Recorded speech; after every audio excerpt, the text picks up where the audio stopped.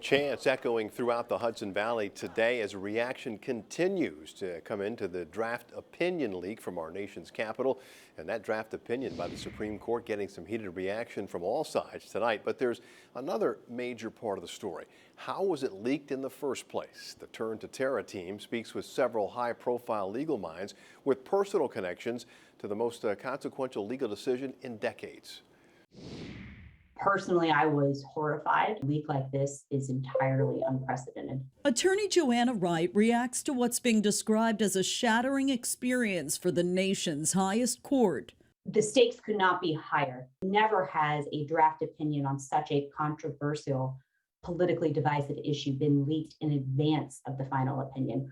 And Wright has a personal connection as the lead attorney who filed this legal brief with the Supreme Court last fall. The brief is part of what the justices are considering ahead of their final opinion and was filed on behalf of 500 athletes here at home and nationwide, including soccer star Megan Rapinoe and basketball standout Sue Bird and Breanna Stewart. Their bottom line is simply that women's athletics at all stages, from pre-K to Olympians, would not have become what it did today absent women's right to control their own body. Their livelihoods are threatened with this decision.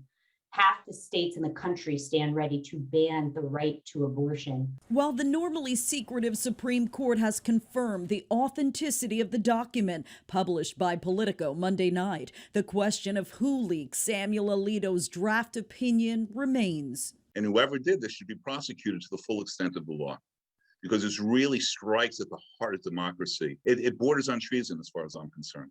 Daniel Isaacs is a former clerk on the Second Circuit Court of Appeals and tells the Turn to Terra team only a handful of people would have had access to the draft at this stage, namely the justices, their clerks, and a few high-level administrative assistants.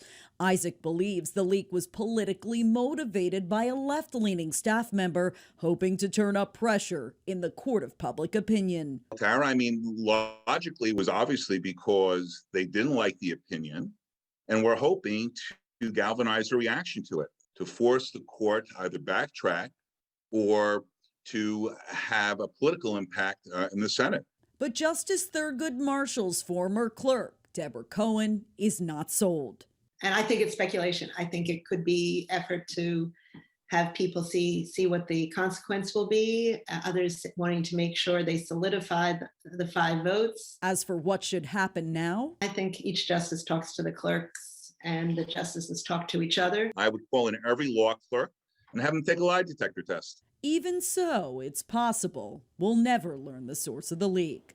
Tara Rosenblum, News 12. If you'd like to sound off about the leaked opinion, Tara would like to hear from you. So head to the features section on news12.com and click on the Turn to Terra tab.